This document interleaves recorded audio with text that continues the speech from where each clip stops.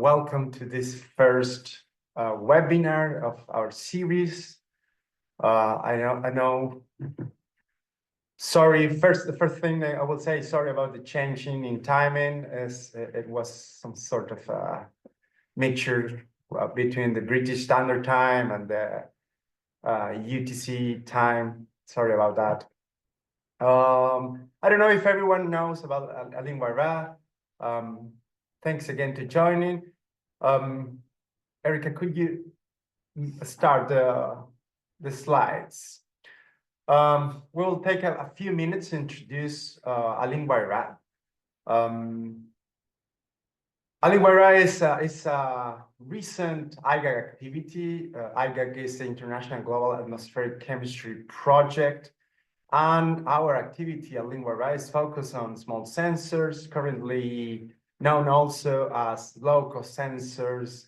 And it's a pleasure to have you all here. The name is sometimes it's a bit difficult to name, but you can pronounce it as you prefer. The intention actually is to try to use that word that comes from the Quechua, as currently is in the area of Peru, a pre-colonial language of South America that means winds of change. And our mission is to foster a diverse and inclusive global small sensor community of practice. And the focus is on regions that lacks of air quality measurements, hoping the sensors can help to ask some questions and help us to understand what is going on in such places.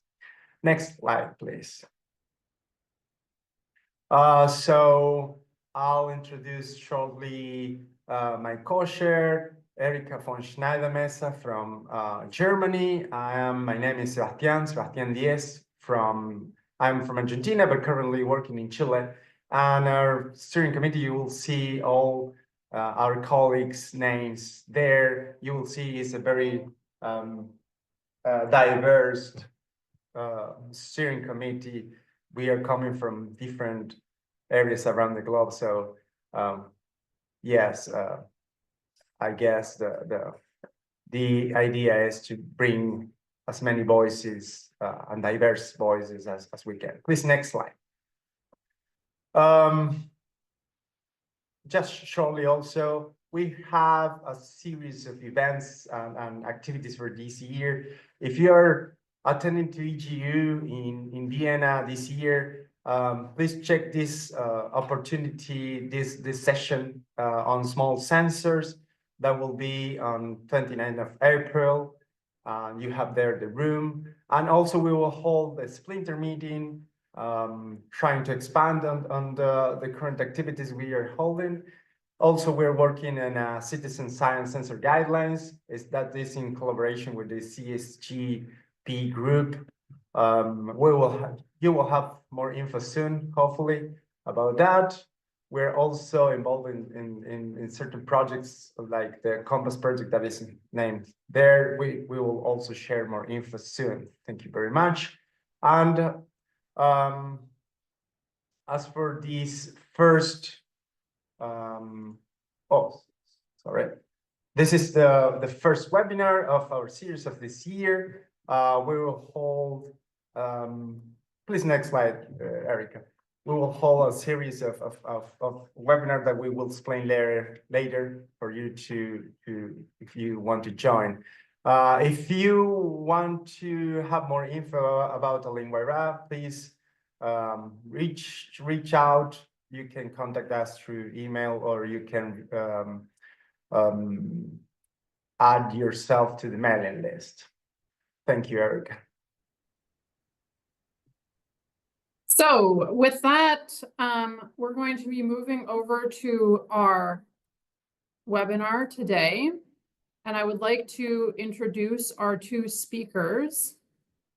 So our first speaker is Dr. Sarah Bassart. She is a scientific officer at the World Meteorological Organization, WMO. And since 2023, she's been serving the Global Atmospheric Watch program there. She oversees atmospheric composition and air quality modeling activities, and her main research background covers understanding the physical and chemical processes controlling atmospheric aerosols and evaluating their effects on climate, ocean biodiversity, air quality, health, and socioeconomic sectors. And her research is based on numerical modeling and conducting operational forecasting, and she has extensive experience in high-performance computing and data exchange protocols. Our second speaker, Paul Mullings, is a research scientist at Morgan State University. He's working under the G-STAR 2 cooperative agreement at NASA's Goddard Space Flight Center, the Global Modeling and Assimilation Offices. And he works to combine atmospheric chemistry models, satellite retrievals, and surface monitoring data to better estimate and forecast air quality to support decision-making globally. He participates in capacity building through the NASA Applied Remote Sensing Training Program and provides guidance on how to best use NASA data products to support air quality monitoring and management. He got his PhD in civil and environmental engineering from Carnegie Mellon University, after which he worked as a postdoc optimizing data collection from low-cost air quality sensors. So without further ado, I would then hand over to Sarah for our first presentation in the session. Thanks a lot, Erika and Sebastian, for the invitation. I think that for Cal is also our pleasure, because today we want to introduce you some things that we were coordinating through the WMO, the World Meteorological Organization, for some of you that you don't know. And today I want to give you some background about the activities that we are conducting here in Geneva, where is the headquarters, on air pollution. Just to give you a brief description of the World Meteorological Organization, just to let you know, is the United Nations Agency for Weather, Climate and Water. We are supported by 193 members, meaning countries, and the representatives of these countries used to be the director of the Met Service, the National Met Service. We are based in Geneva, in Switzerland, and we are coordinating the work of more than 300,000 national experts from meteorological and hydrological services, academia, and private sector. Also, WMO, the World Meteorological Organization, is the co-founder and host agency of IPCC. And one of the things that is giving this unique feature to WMO with respect to other agencies is that our executive council, or the body that is taking decisions, is the representation of these Met services. Then for us in the organization, we are trying to engage innovation and science in a real operational service. And for that reason, we are having these departments that are interconnected between science and innovation, infrastructure, meaning data exchange of observations, forecasts, or predictions, and the real service, that means how to produce alerts and also to produce products for disaster risk reduction. Then it's quite unique because it's helping us to implement innovative solutions like low-cost sensors in real operational protocols. And just giving you a brief description of the GO program. The GO program is one of the three research programs at WMO. There is one for climate, one for weather, and one for atmospheric composition. That is the Global Atmosphere Watch program. Basically, we are trying to advance and enhance science, services, and infrastructure related to atmospheric composition information to provide some services that are connected with societal needs. And here you can think, for example, on air quality forecasting or the prediction of sun and dust storms or wildfires. In this case, what is important for us is to engage the countries in these conversations, because as you may know, each region is having their own specific discussions. And this is something that we are fully aware, and we want to have the feedback of the countries and the experts of each region to provide a better service. Nowadays, we are having the contribution of more than 100 countries, including Met services, but on top of that, the research community.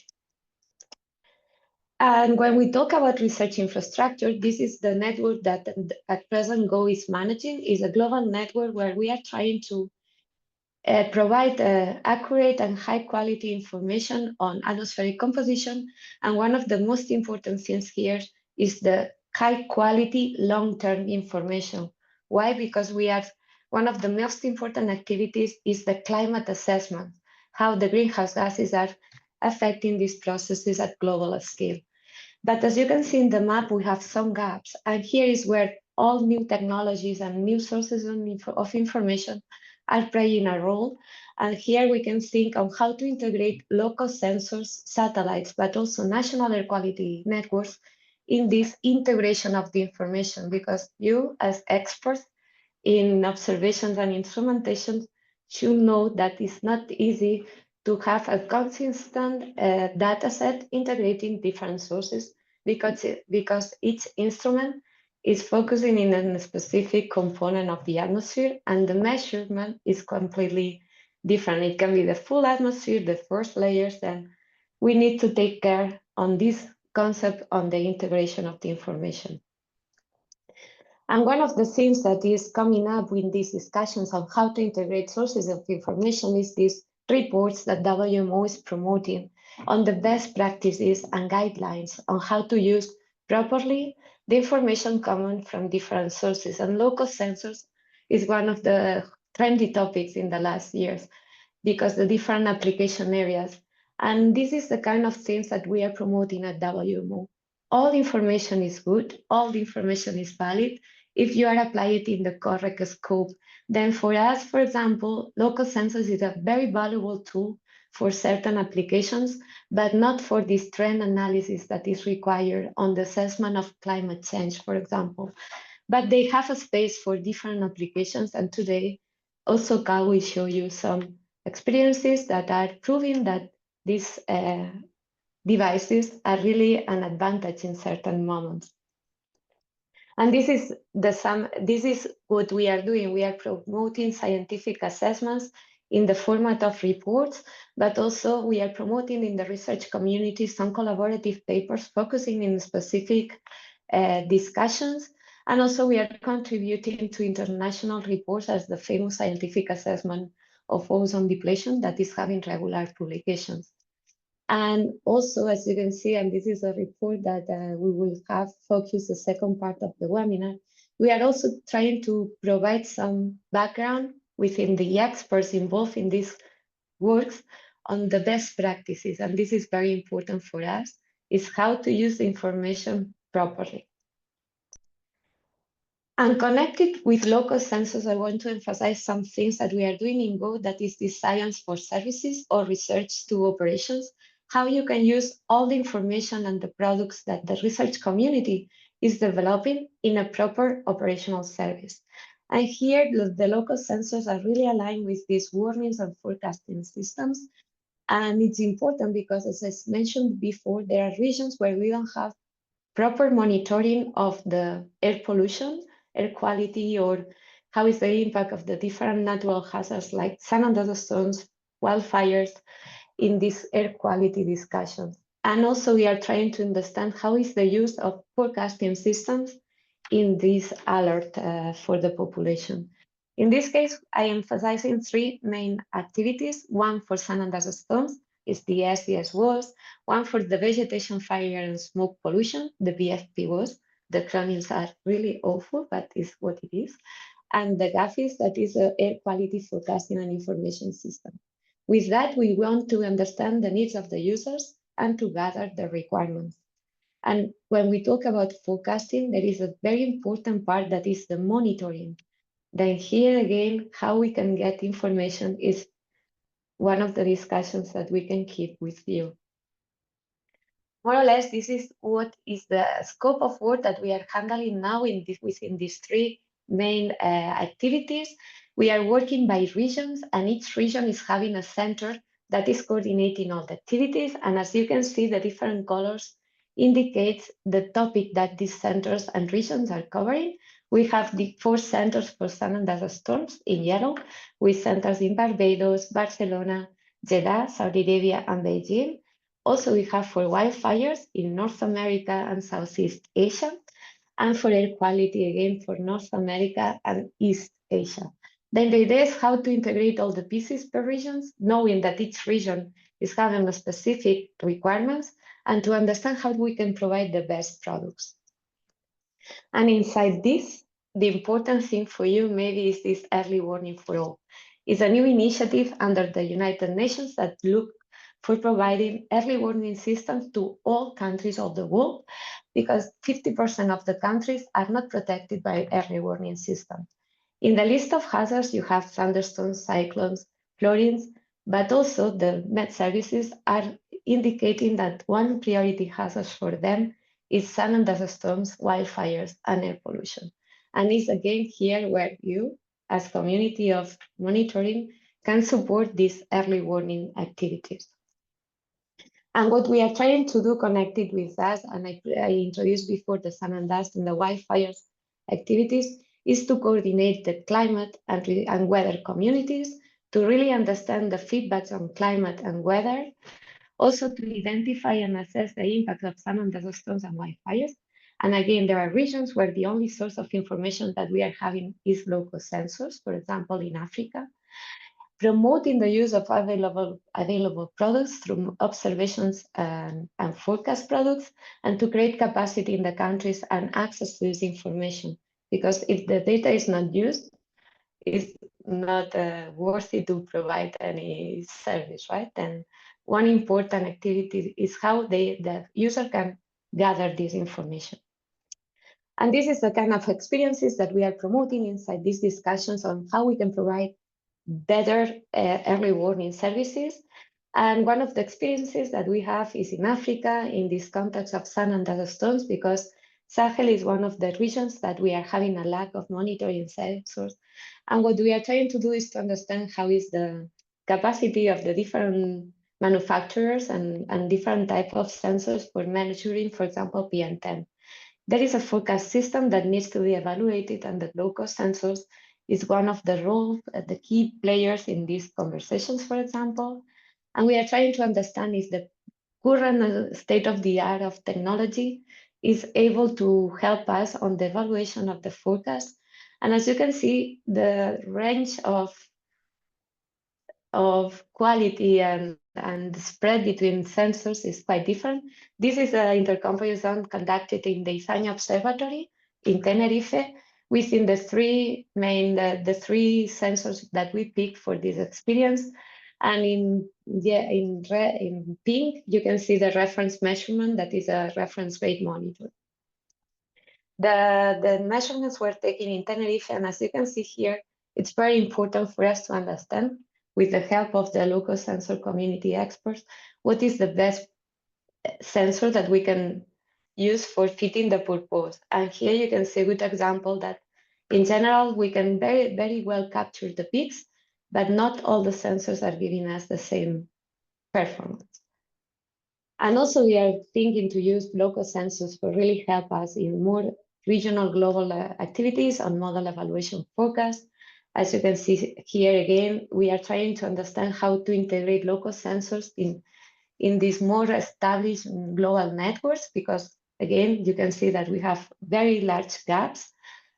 And in this case, we are focusing our activities in GAFIs. What are the requirements for air quality management strategies, and how the local sensors can play a role in this provision of air quality services, and how we can use this information, for example, for evaluating air quality forecast.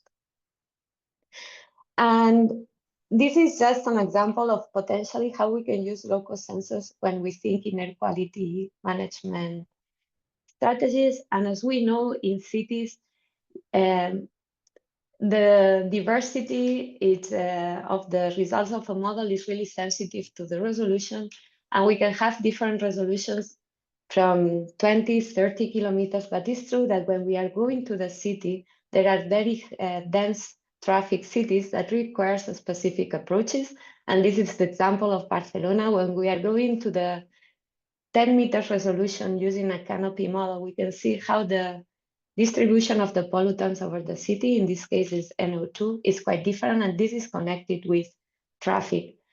Reference rate monitors cannot be deployed in the density that is required to map these kind of traffic activities, but local sensors can be a very good tool for helping us to really understand sources of pollution, for example, And this is the result when we compare the different configuration of the model, and we can see properly that when one site is close to the road, it's fitting better the resolution at 10 meters, really go into the representation of the street, that, for example, the more coarse resolutions that are not able to capture these sites that are inside the traffic. And this is the idea. We can use local sensor networks, for example, for really improve the description at high resolution of the city using different techniques like fusion. And this is one of the applications. But also in this case, we need to reinforce the idea of the capacity development. We need to teach to the operators of these sensors on the best practices and the use and the need of calibration and the need of model intercomparisons. Then don't forget that the information needs to be good information.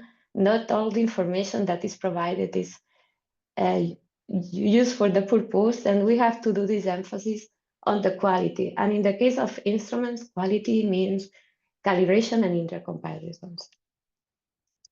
And this is one of the training courses that we promote in Africa. We were promoting air quality forecasting together with evaluation with local sensors. And again, the two messages is like, not all the information is good. We need to emphasize the quality on top of other things. And I will finish my talk to introduce this local sensor that Cal will give you all the details next to me. And it's because the need to put the scope on the application areas of the local sensors that we launched last year, this integrated local sensor system and network report. And I'm glad to say that it was thanks to the contribution of IGAC people, here represented by Sebastian and Erika, and also UNEP and other agencies, that we arrived to this collaborative consensus on the best practices in application areas of local sensors. And I want to thank all the contributors to this report. At the end, we were almost 90 people writing and revising the text, and I'm very glad that Cal will be here with us today because he was the lead author, the person that coordinated all this amount of experts with different approaches and opinions. And it was a very huge task. And thanks for that, Cal. And my pleasure to work with you in this report. And with that, I will skip this one, and I will thanks again to all of you for the invitation. And just I want to tell you that if you want to follow all our WMO activities, you can subscribe to our monthly newsletter. Just scan the QR here, and you will receive the news on all the events, like today's events, and publications connected with WMO, like the WMO annual bulletins, and other things that can be your interest. Then with that, just thanks again for the invitation. And I will be here the rest of the webinar, listen, and happy to answer questions. Thank you, Sarah. So while we are switching and Carl is setting up his slides, I just wanted to remind everyone that we have the Q&A function for questions that you can put into the Q&A, not the chat. They're different things. And we will go through some of these also then live at the end, as well as being able to type answers. So with that, thank you, Sarah. And moving on, the floor is yours, Carl. Okay, thank you. Hopefully you can see my slides and hear me. So yeah, thank you, Erika and Sebastian, for the invitation, and thank you, Sarah, for that great overview of WMO activities and the context basically behind this report, which I'm going to be focusing on. So as Sarah mentioned, we created this report through the Global Atmospheric Watch Program and the WMO on behalf of other organizations as well. And the title here is Integrating Low-Cost Sensor Systems and Networks to Enhance Air Quality Applications. So in the next few minutes, I'm going to give you a high-level overview of this report and our major findings. And to summarize them on one slide here, we note that despite challenges, low-cost sensors represent a key tool for filling gaps in the existing global and local air quality monitoring networks and contributing information for policy relevant air quality products. That's the context that Sarah mentioned as well. The report specifically talks about the methods of using networks of low-cost sensors with anywhere from tens to even hundreds of sensors, and combining this with other information sources to provide deeper insights into the causes and consequences of poor air quality. Throughout all of these methods, which I'll be talking a little bit about, the known low-cost sensor data limitations need to be explicitly accounted for. But once that is done, the data that are provided can be useful in specific situations. And finally, we want to emphasize that the effective use of low-cost sensors requires support in terms of physical and cyber infrastructure, technical capacity, community involvement, and of course, sustained financial and institutional support in order for the data collected by low-cost sensors to be translated into effective actions to improve air quality. So that's the high-level summary, and I'll go into a little bit more detail in the next few slides. Before I get started, again, as Sarah mentioned as well, this was a major effort of coordinating many different contributors listed on the screen. I know some of them are on the call today as well. So I want to acknowledge them and thank them for their efforts. And it was really a great privilege to be able to work with all these people and put together this report based on their contributions. So I'm going to go basically chapter by chapter through the report and talk about some of the key points in each chapter. The first chapter was really trying to outline the objectives of the report. And the way we did this is by contrasting a little bit with a previous report from the World Meteorological Organization, which Sarah mentioned in her presentation, which focused on the data quality of low-cost sensors at a unit level. So looking at the performance of low-cost sensor systems at the individual unit level in terms of precision, accuracy, bias, and so forth. In this report, we wanted to look at a higher level, at the network level. So groups of low-cost sensors being used together and in conjunction with other information sources to address specific challenges related to air quality. So that was our focus and objective for creating this report.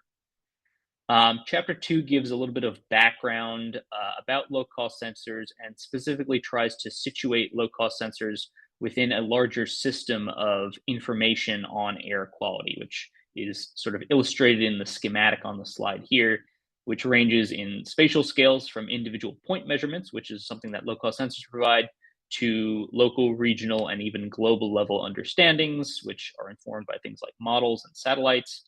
And then in terms of temporal scales, from very short-term sub-hourly to annual and multi-annual scales. And the idea here is to situate low-cost sensors as one specific tool within this system of information and modeling sources to understand air quality. In chapter 3, we start going into specific methodologies and applications and giving an overview of these. So chapter 3 deals with air quality reconstruction, basically the estimation of air quality at locations other than those that are being directly monitored. And the figure on the slide here illustrates conceptually a couple different methodologies that you might use using the same point measurement data, but extrapolating very different spatial maps from the same basic data. So in this section, we talk about a little bit about those methodologies, and specifically, we want to highlight the use case for low-cost sensors here is really in terms of the enhanced spatial coverage facilitated by the lower cost of the sensors, which can greatly increase the power of statistically based mapping approaches. So just increasing the number of samples increases the statistical power behind these approaches, and that's a major use case for low-cost sensors here. Chapter 4, we talk about source identification and attribution, basically identifying pollution sources and connecting air quality to those specific sources. Here again, the ability to deploy dense networks of low-cost sensors is a major advantage in terms of being able to better pinpoint these local sources. Additionally, multi-pollutant low-cost sensors, so that's low-cost sensors which measure not only particulate matter, but trace gases as well, are very useful here because they can be used to identify the fingerprints of different pollutant sources. And the results obtained with those low-cost sensors compare quite favorably to much more sophisticated techniques with more expensive sensors. So this is really a very cost-effective way when used properly, that low-cost sensors can support source identification. And finally, just the ability to use low-cost sensors to cost-effectively track the impact of emission reduction and mitigation activities is another important use case we identified. Chapter 5 deals with the use of low-cost sensors for looking at patterns and trends in air quality for environmental justice. We find that these sensors are useful in establishing and identifying these disparities in exposure, provided that a high inter-unit consistency or precision of the sensor systems can be established beforehand. Also, integrating low-cost sensor data with independent data sources, especially satellite data, is very useful for providing corroboration behind some of these identified local disparities. And then finally, community involvement in all phases of these types of studies, from the network design to the deployment to data analysis, and of course to eventually actions to reduce these disparities, is very important to successful approaches in this area. Chapter 6 deals with health studies and personal exposure monitoring.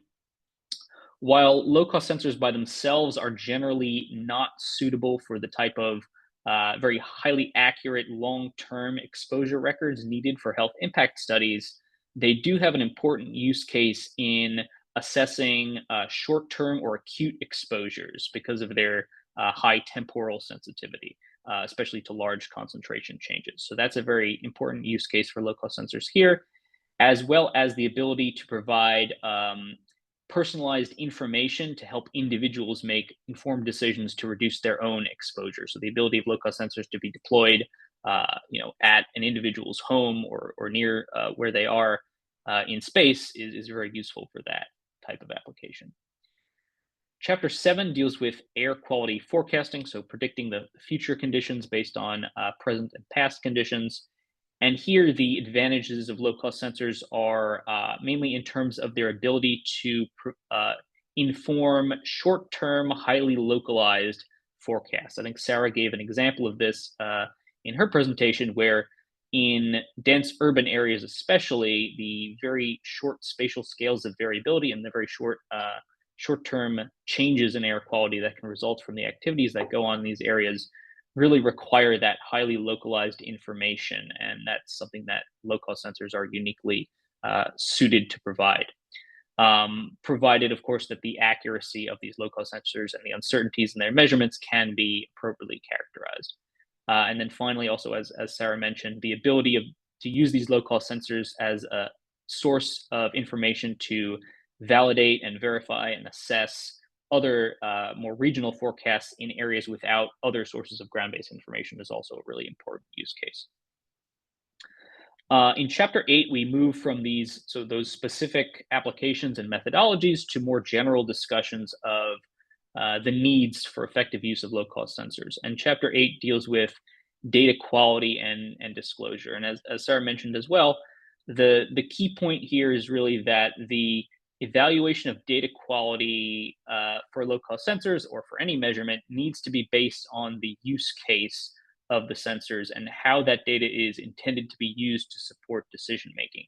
And the evaluation of data quality should mimic that intended use as closely as possible. So as a specific example, many papers reporting the performance of low-cost sensors use generic metrics, for example, R-squared or correlation coefficient, which is useful information, but it's not necessarily the most relevant information.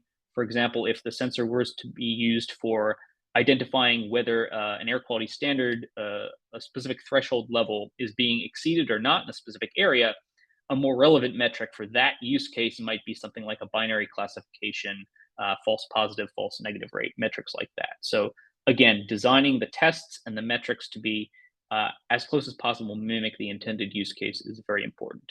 And finally, just transparent reporting of methods, metrics, and results is very important to allow people to make objective decisions about whether or not low-cost sensor systems are useful for particular use cases. Chapter 9 talks a little bit about the air quality monitoring network design. And again, a very similar point that this design needs to be guided by the intended use of the data. and also needs to take into consideration other existing data sources. So we talk about different, potential network design strategies. For example, an exploratory network, which is designed to collect the first information on an area to guide future designs, is a slightly different problem from expanding upon existing or supplementing a regulatory monitoring network for additional measurements to supplement that. And then another use case that we talk about a little bit is emergency situations. So deploying low-cost sensors very quickly in the aftermath of some kind of event, which is having a major impact on air quality, a fire, a chemical release, something like that, is a great use case for low-cost sensors beyond what can be done with regulatory type monitors, which are fixed installations and require a lot of infrastructure to set up. And again, it's important to consider that low-cost sensors are one tool within a system of different tools for assessing and monitoring air quality, and it should be kind of focused where it makes most sense to use low-cost sensors versus a different source of information. And then Chapter 10 deals with the what we call infrastructure, basically all the background that's needed to support effective use of low-cost sensors. And we group this into 4 different categories. The most basic one is the physical infrastructure, so the low-cost sensors themselves, the equipment and spare parts needed to maintain them, suitable locations for installing them, and the power and communications required to allow them to function properly. And that leads into cyber infrastructure, which we consider to be the data collection, storage, and processing system. And there we emphasize the need for establishing common formats and data standards to promote accessibility and interoperability of the data. The next category we have we call technical capacity or technical infrastructure. Basically the ability and the training of the operators of the network to understand how to operate the sensors effectively, understand the benefits and the strengths and the limitations of the sensors, and effectively sort of communicate that to the users of the data so that they can make informed decisions based on that, including public outreach and awareness about air quality and the role of low-cost sensors in understanding air quality.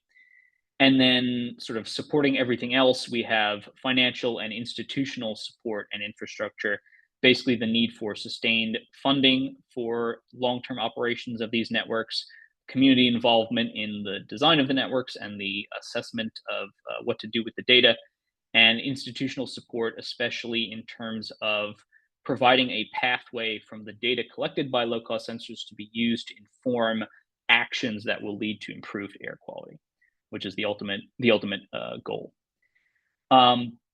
So then Chapter 11 summarizes, again, some of those best practices. Again, we find that low-cost sensors can be extremely useful in specific applications in regions which lack existing regulatory type air quality monitoring networks.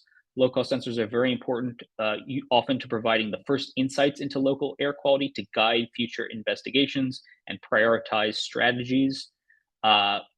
Conversely, in regions where there are already well-established regulatory networks, low-cost sensors have an important role to supplement these with additional, more localized and more near real-time data for those, especially for those early warning cases that Sarah mentioned. Assessing low-cost sensor performance in the target environment via co-location with a reference monitor or regulatory type monitor is still the recommended best practices to support any quantitative application involving low-cost sensor data. And when that's done, the performance of low-cost sensor can be appropriately accounted for. We show throughout the report that low-cost sensors have a great potential to enhance a number of different applications, including air quality reconstruction, forecasting, source identification, and health and environmental justice applications. And again, to emphasize that to support all of this, sustained attainable funding is needed to support every phase of the process. And there also needs to be institutional support for translating the data and the insights gained from low-cost sensors into actions to improve air quality. So with that, this is the website where you can go to find the report. I'll put the link as well in the chat when I stop sharing my screen. But thank you all for your attention. Thank you to to the organizers for this session. Thank you to Sarah for your presentation. And thank you to all the many people who contributed to making this report. And with that, I'll close out and we can go to questions, I think. Great. Thank you very much, Carl. Very interesting overview and insight into some of the key results from that report. So a number of the questions have already been answered in the Q&A. But I think even though some of them have been answered by typing, I would maybe also just ask you guys to address them in plenary as well. Specifically, there was a question about the GAW-Tech program, but also if sensors will become a topic for GAW training. Maybe, Sarah, you could say a little bit more about some of the training and how sensors fit into that. Yeah, I was trying to answer all the questions, some of the questions. GAW-Tech, for those of you that don't know GAW-Tech is the Global Atmosphere Watch training school, and it's really focusing on operators of the GAW stations. And when we said GAW stations, keep in mind that is the design of this network is for the purpose of monitoring climate state of the atmosphere. Then the instruments that we are having is reference instruments, not specifically local sensors, but as I said in my post, nothing is written in stone, you know. Then if local sensors is starting to be a very important piece of the activities that we are conducting at GO, this is something that can change in near future, why not? And also it's true that GAW-Tech is basically, the venue is in this, sorry, I'm Spanish, I cannot pronounce properly the name. Erika, maybe you can help me. It is in Germany, is this observatory on the top of a very beautiful mountain where the people is going there to do the training. And now we are in the discussion to expand these trainings to other regions, to have some reference regional training centers in Asia, Americas, Africa to help us, because it's true, it's not easy because the language or sometimes because the location to catch the place. And what we are doing is a small weeks of training. Sometimes if there is a country that wants to learn about greenhouse gases or ozone, or this is happening, and it, of course, is always announced through the newsletter of GO, then please, I will put the link in the chat, subscribe to the newsletter of GO, and we will happy to welcome if you're interested in any event. And also all the events organized by WMO used to have some funding for the participants. Then if you are interested in participating, but also to have some help, financial help, you have to go to the event and contact the organizers, and these organizers will provide you all the information. Great, thank you. 2 questions answered. So there are a couple of, so there's one question about, do you need chemical composition of PM to identify sources? Or can you do just with the measurements of other pollutants? So I saw, Sarah, you added a link to a guide to do so. And Carl, you also mentioned the chapter in the report. Do either of you want to add anything, or are we? I'll just sort of read what I wrote, but basically, yeah, we talk about in the report, you can see more details. I would say, of course, if you can measure the chemical composition of the PM, that's very helpful, but we do cite some cases in the report where just the total PM concentration alongside the trace gas measurements from a low-cost sensor system were used in a fairly effective way to identify sources. So it's not essential. It's helpful if you can get that information, of course, but I would say it's not essential. Yeah. Cool, thanks. There have been a number of questions in the chat and in the Q&A about the documents. So just to reiterate, this webinar is being recorded. And so we will circulate the recording, and then if they're okay with it, we can also circulate slides. So one of the other questions from the chat is, what are your recommendations for effective use of low-cost sensors in exposure studies? You mentioned that they are not suitable for use in typical longitudinal health studies, but could be used for determining short-term high exposure events. Given that the highest resolution of the low-cost sensor data are quite noisy, if we're looking at less than 1 minute, how can these effectively be used for exposure studies? Yeah, so I would, again, refer you to the chapter of the report for the details and the sources we cite there for the specifics of that. Yeah, I would say overall, in any case, it's important to establish what the data quality is via collocation with a reference type instrument. That could be done.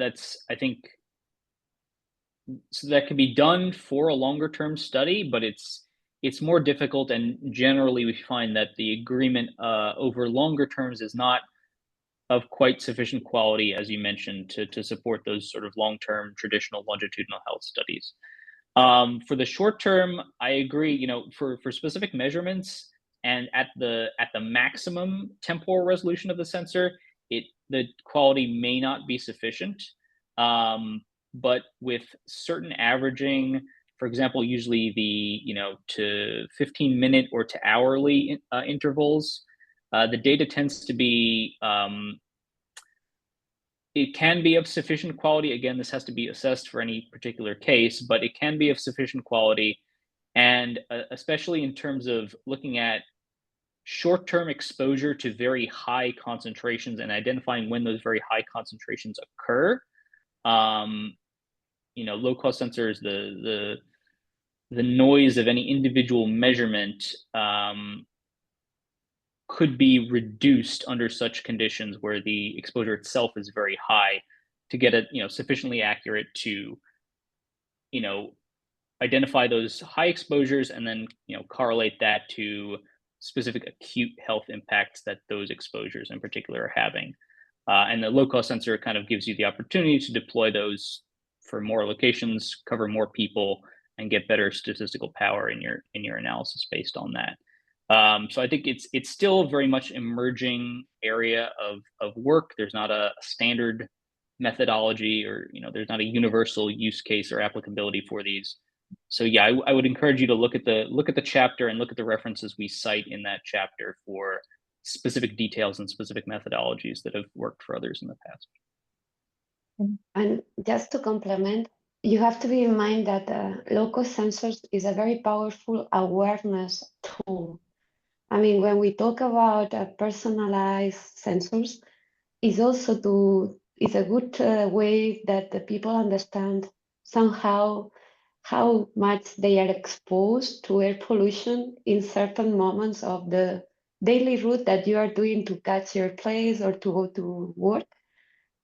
Is mostly very effective tool to create this awareness about the source of air pollution and how we are exposed to this air pollution from cars, or because sometimes we are not fully aware. But there are many awareness activities, and that where they're using these low-cost sensors to really see how the route is having red peaks of pollution versus other routes that are cleaner.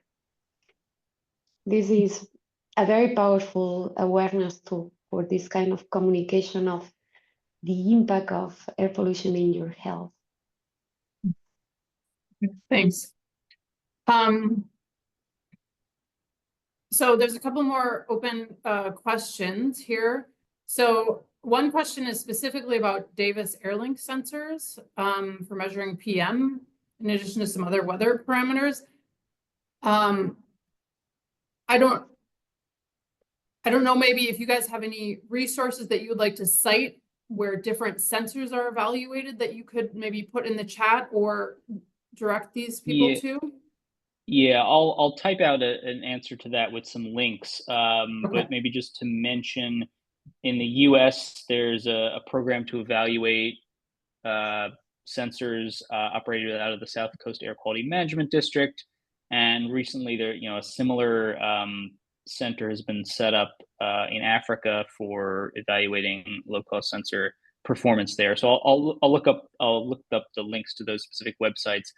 I can't guarantee whether they've covered or evaluated this specific sensor, but in general, those are good resources for looking at kind of independent evaluations of sensor performance. Okay. I put the one in Africa in the chat because Okay. I have it's aptly said, and Yes, you yes. can see that yeah, and also the newsletter. But yeah, There's a the question. Yep. the challenge here is how we can coordinate at the international level all these regional efforts, because it's really it's nice because it's our initiative coming from scientists that wants to really provide this information, because for us, in the reports that we are producing, all experts agree that one of the challenges is to understand the lifetime of these instruments. We are not sure how long, and depending on the environment, it's not the same North America or Europe that being in the desert. How is the lifetime depending on the environment? This is one of the key questions that we need to address as community. And also one important thing is that the purpose, why you want to use local sensors for what, and the assessment of the performance is aligned with that. It's not the same air quality legislation than air quality assessment for health, than air quality monitoring for early warning. You know, the quality and the performance is recommended based on the application, and this must be also raised as a recommendation. Yeah.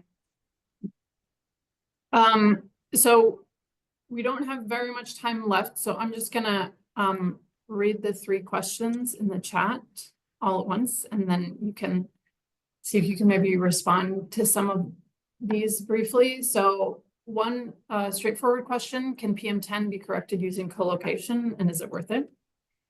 The second question is related to someone from Pakistan, where they're saying their office hasn't installed a monitoring station in Lahore, and they're going to install 160 low-cost sensors throughout the rest of the country, targeting the most polluted cities, anticipating that long-term uses will be a challenge, as well as the sustainability of it. What do you suggest to get the maximum benefit from the installations? And then finally, do air quality measurement network optimization methods exist to optimize source tracking and monitoring? And if so, do you have any references? And I would also mention, okay, no, never mind. Somebody put in a link that works. So, Carl or Sarah?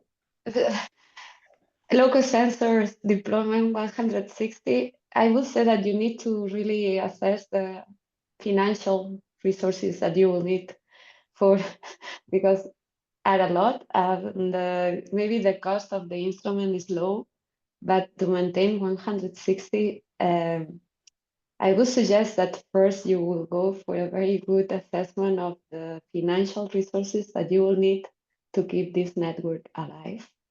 And again, for me, it will be important to understand if it's for air quality management legislation application, or you want to understand the sources. The purpose is important, right? Again, fit for the purpose. Yeah, that's a good point, and I think the person correctly identified sort of the longevity of maybe the individual units as a key question to answer. So, yeah, I would suggest, I think similar to what Sarah said, if you have, let's say, 160 sensors purchased, don't deploy them all. Keep some in reserve, both to co-locate with your regulatory station to assess the long-term performance and how these things degrade and how the performance varies from one unit to another, and also as kind of replacements for individual sensors if they go down. You know, in our experience, we always had some sensor systems kept in reserve as replacements, basically, to swap out individual sensors that we found to be not working for specific purposes. And then, yeah, prior to deployment, looking at any kind of existing information related to air quality, especially, for example, satellite data or satellite-derived air quality products, can give you a sense of where the hotspots might be, and then following those up with in situ measurements can kind of help validate how accurate those products are for your specific region, and identify where where the product might be performing poorly, which could be a good candidate for ongoing monitoring in that area. So yeah, those are sort of two high level recommendations, but yeah. And then the question about PM10, I think so there are technical limitations with some sensor systems where they don't measure particles above a certain size. So in those cases, they don't, even correcting for PM10, you won't necessarily get an accurate result, but that's not universal. That some low-cost sensors use slightly different technologies and are more sensitive to those larger particles, and in those cases, a correction against an actual regulatory monitor for PM10 would be more successful. So I think it's worth sort of digging into the literature on PM10 specifically, and looking at some of these evaluation sites that we pointed to see if they found specific manufacturers where the data for PM10 seems to be a little bit more accurate. But I guess, yeah, that's the caution, is there are certainly for like some of the most commonly used low-cost sensors for PM2.5, there are technical limitations that prevent them from measuring the larger particles that really distinguish PM10 from PM2.5. And also maybe just to add something to your work, Carl, we need more intercomparisons in different regions, because again, probably all the studies are mostly deviated to Europe and the States, which are similar environments. But yeah, I can see in the chat representatives from Africa. ERCO is one of the companies that are deploying more low-cost sensors. Hello, Raja. In Africa, and then the temperature and also the exposure to these natural hazards coming from deserts and wildfires can be affecting the lifetime of the sensors. Then we should also to promote more studies in different regions, not just Europe and States, because this similar environment. Then Okay, so we're coming to the end of our time here, and I'm gonna pass it over to Seba to wrap up. And maybe Carl or Sarah, if you have any last comments on that last question that's still in the Q&A, you could maybe put a link in there. So thank you from my side, and I will pass it over now to Seba to wrap up. Thank you again, Sarah, Carl, for this. So what you see there is the list of the webinar series we are thinking on. The next one, I'll share the link for the next webinar of this series. If you want to register, it will happen on the 28th of May. And it will be on well, you see the title there, From Data to Dialogue, Engaging Communities for Air Quality Research and Action. Also, there are 3 or 4 more webinars this year. You can see the titles there. We will have one for standardization efforts, then one for air quality in remote regions, environmental justice, and integration of reference monitors and air sensors. I will also share with you in case you want to add your suggestions. The question is, what topics would you like us to cover in the upcoming webinars? This covers maybe at the end of 2025, but also 2026. I'll share this also through email in case you have any suggestion. Feel free to let us know. Next slide, Erica, please. That's the flyer for the next webinars. We will have Dr. Kyla Schulte and Raghubashaf Saxena talking about how to engage with communities through the use of sensors in terms of what we can expect from them in research and for communities. Next slide, please. Again, that's the QR code in case you want to join our mailing list. You have our email there in case you want to reach out. In case you have any questions, any suggestions, feel free to contact us. And that's it. Thank you all to joining today. Thank you, our speakers, again for the effort. And I'm sorry about the timing also. There was a bit of a mistake there. Thank you, Erica.